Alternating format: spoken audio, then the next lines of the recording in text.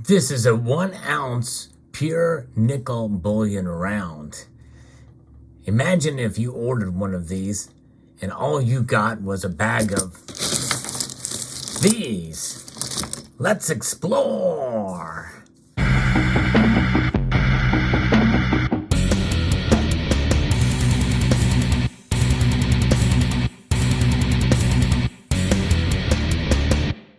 That's literally what happened. Rocks. Would you like your nickel on the rocks? Can you imagine ordering a bunch of nickel bullion only to find instead you getting yourself a bag of rocks? And in this case, a lot of bags of rocks. I'm going to talk about it in this video. And it is an interesting story, and it just tells you why people don't have faith in the metals markets and in big banks like JP Morgan that have been sitting on these for quite some time. Discovered here recently, I'm going to be reporting from an article here from Business Insider. Several of you in the community have made me aware of this as well, mentioned it in comment sections and emails. The London Metal Exchange revealed a surprising mix-up in the past week at a warehouse in the Dutch port city of Rotterdam. An operator for the warehouse weighed bags that were thought to contain 54 metric tons of nickel, only to find out that they were filled with stones, according to the Wall Street Journal. That's right, rocks. Man, it appears that JP Morgan Chase is the unlucky owner of those bags, according to the journal, and citing people familiar with the matter. And had they contained nickel, the bags would have been worth $1.3 million at current prices, representing just 0.14% of nickel inventories, according to Bloomberg. While that means the mix-up will have a relatively minor impact on the metals markets, it does call the security of LME's contracts into question. In fact, this story is actually a couple of days old, and the markets have reacted. The nickel markets are up fairly dramatically here. As I report to you live tonight here, it's up just about, well, the markets, it was like 21%. So it's over $10 a pound right now, $10.27 a pound. So it's reacting.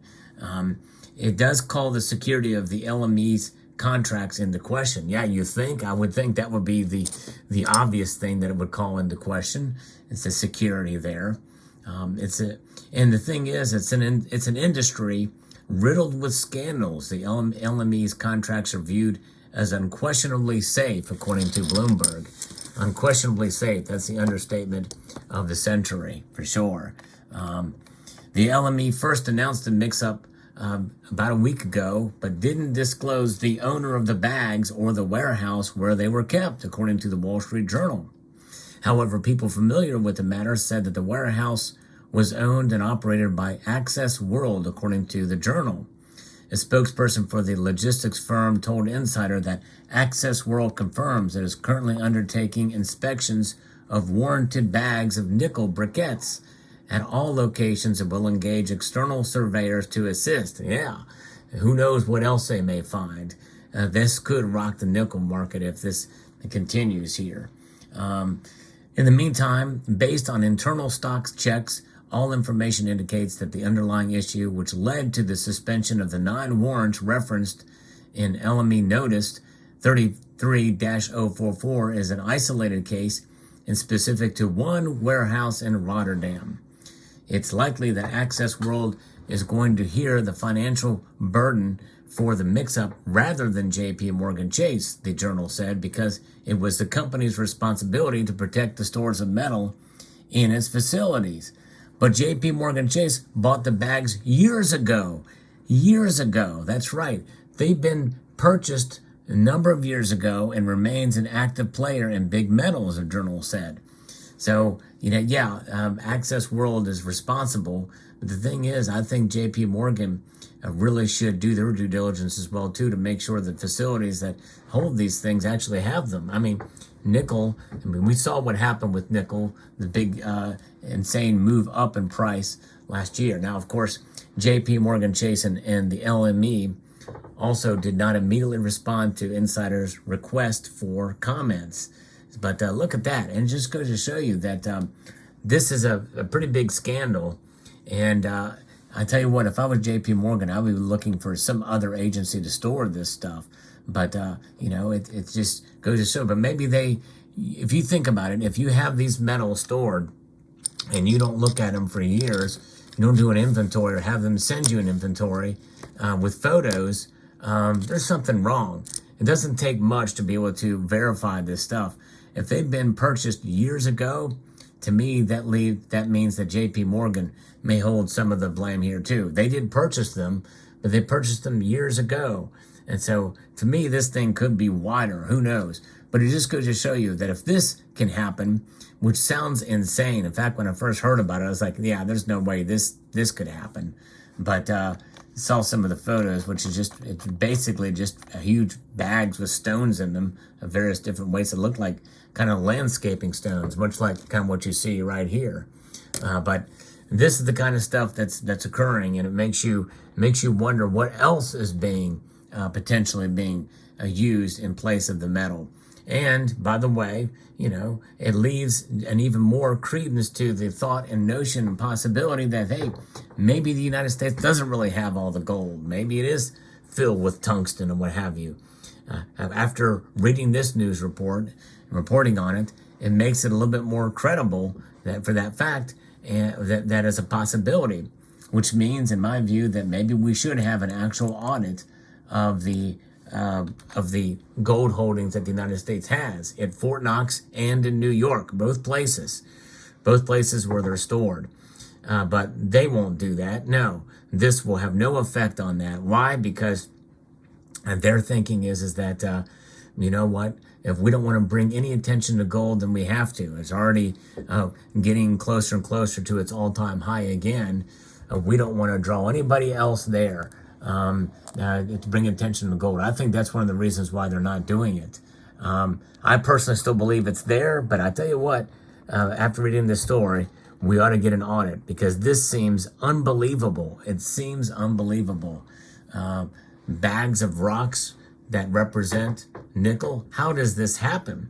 But again, as insider reports, there was a huge scandal there. And so this is something there's other scandals that have been rocked by scandal. There's another story that is reporting on this as well too, through a Fortune that discusses a little bit more. And it says that while fraudulent goods can be traded or are fairly common in the metal trading world, goods are usually trusted to be legitimate once they arrive in an LME approved warehouse, according to Bloomberg. So there is fraud that can happen until they get to the warehouse.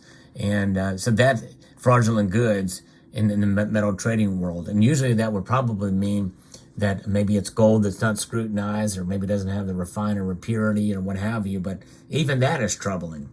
And now they again say that J.P. Morgan was likely unaware of the contents of its supposed nickel shipments, as they're already in the warehouse when the bank purchased them. But I tell you what, if you have something in there for a couple of years, I would have somebody check. I really would. Even though they say that the responsibility for checks lie with either London Metal Exchange or the operator of the warehouse. But I tell you what, if you're the purchaser, like for me, for instance, I got a couple of products that were dinged up from a purchase that I had made from a bullion dealer. And it's up for me to check those goods. Now, obviously, it's one piece, and there's thousands and thousands of pieces here, but still, in my view, you spend that much money on something, they ought to be reviewed. And these stories, again, are trying to downplay this. It is a very small amount of the overall market. But we'll see when we find out what other things come up when they inspect these other sites. But this is the second scandal involving fake nickel in as many months, according to Fortune here.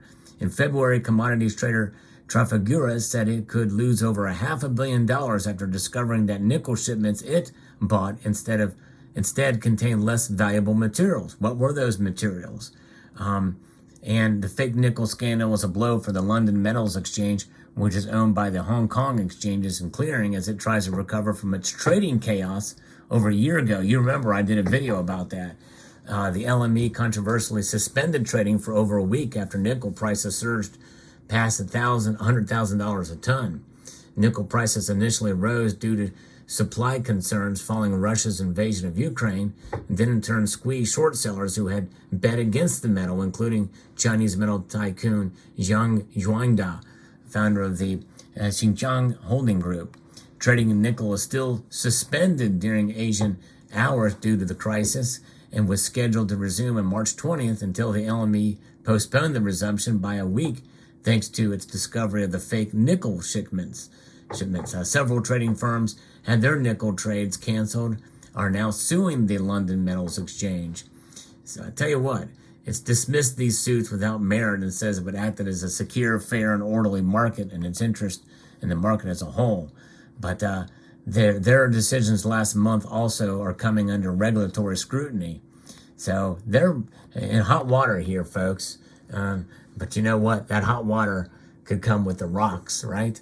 So there you have it. Interesting indeed. Thanks to several of you who mentioned it here. Thought I'd share this with the community.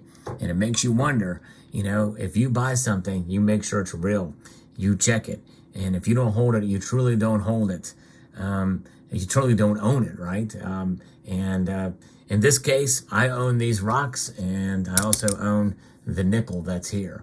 And I verified it. Let me know what your thoughts are in the comment section below. I'd like to extend a multitude of gratitude to you all for watching and encourage you to please rate, share, comment, and subscribe.